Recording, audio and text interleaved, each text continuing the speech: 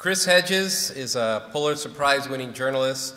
He was the former New York Times Mideast bureau chief, and he's the author of many books, Collateral Damage, America's War Against Iraqi Civilians. Chris Hedges. Thank you.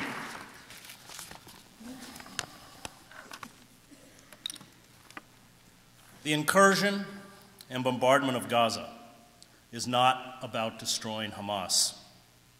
It is not about stopping rocket fire into Israel. It is not about achieving peace. The Israeli decision to rain death and destruction on Gaza, to use lethal weapons of the modern battlefield on a largely defenseless civilian population, is the final phase in the decades-long campaign to ethnically cleanse Palestinians. The assault on Gaza is about creating squalid, lawless, and impoverished ghettos in the West Bank and Gaza, where life for Palestinians will be barely sustainable. It is about building a series of ringed Palestinian enclaves where the Israeli military will have the ability to instantly shut off movement, food, medicine, and goods to perpetuate the misery. Privilege and power, especially military power, is a dangerous narcotic. Violence destroys those who bear the brunt of its force, but also those who try to use it to become gods. Ehud Barak, Israel's defense minister, said Israel is engaged in a war to the bitter end against Hamas in Gaza. A war? Israel uses sophisticated attack jets and naval vessels to bomb densely crowded refugee camps, schools, apartment blocks, mosques, and slums, to attack a population that has no air force, no air defense, no navy, no heavy weapons, no artillery units, no mechanized armor, no command and control, no army, and calls it a war. It is not a war. It is murder.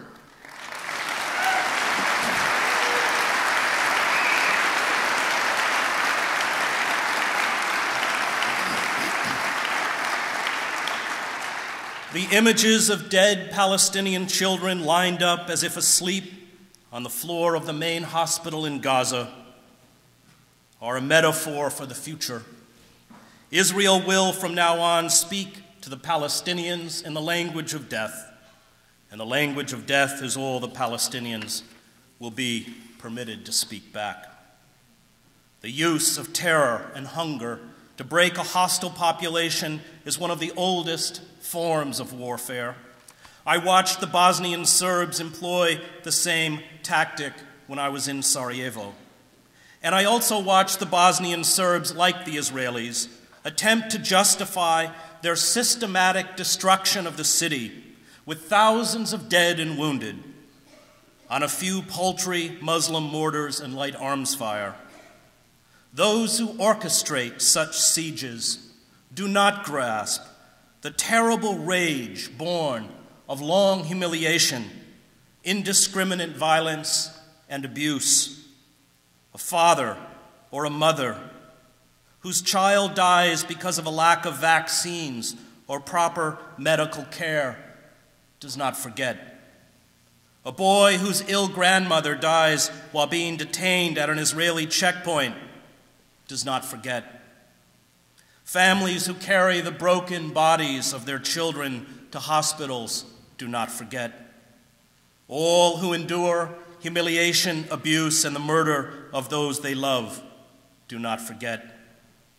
This rage becomes a virus within those who eventually stumble out into the daylight. Is it any wonder that 71% of children interviewed at a school in Gaza recently said they wanted to be a martyr?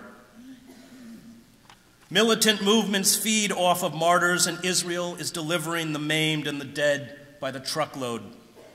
Hamas fighters armed with little more than light weapons, a few rockets, small mortars, are battling one of the most sophisticated military machines on the planet. And the determined resistance by these doomed fighters exposes throughout the Arab world the gutlessness of dictators like Egypt's Hosni Mubarak,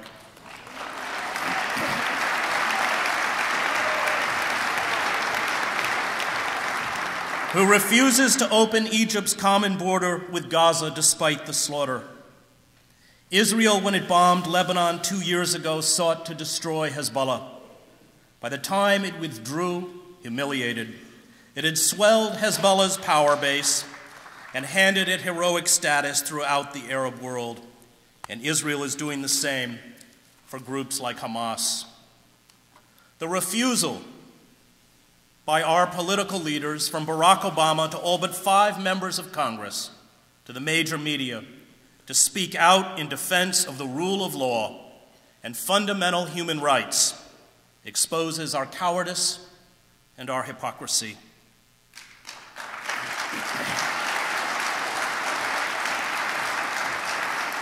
Those who openly condemn the Israeli crimes, including Israelis such as Yuri Avneri, Tom Segov, Ilan Pape, Gideon Levy, Amira Haas, as well as American stalwarts, Noam Chomsky, Dennis Kucinich, Norman Finkelstein,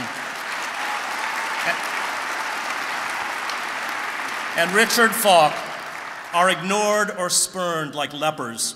They are denied a platform in the press. They are rendered nearly voiceless.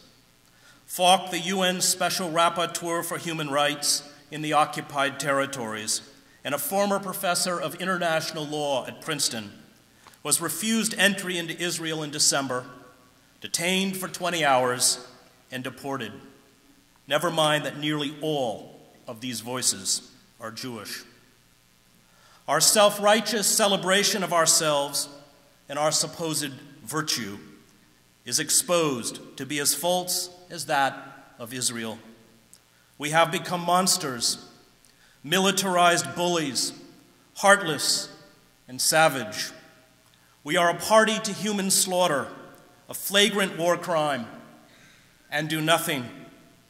We forget that the innocents who suffer and die in Gaza are a reflection of ourselves, of how we might have been should fate and time and geography have made the circumstances of our birth different.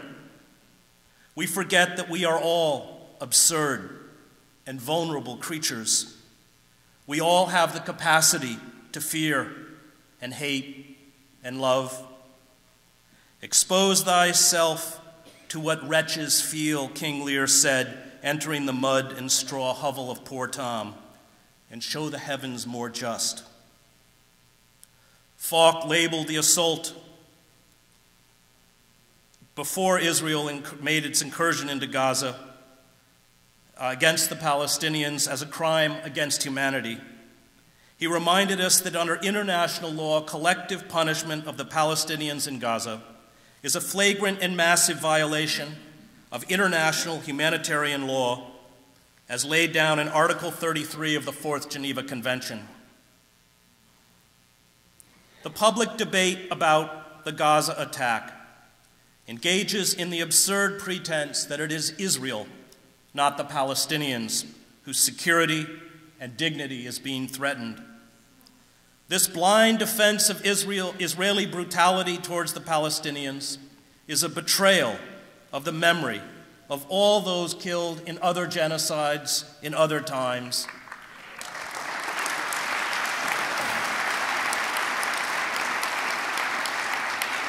From the Holocaust to Cambodia to Rwanda to Bosnia, the lesson of the Holocaust is not that Jews are special. It is not that Jews are unique. It is not that Jews are eternal victims. The lesson of the Holocaust is that when you have the capacity to halt genocide, and you do not, no matter who carries out that genocide or who it is directed against, you are culpable.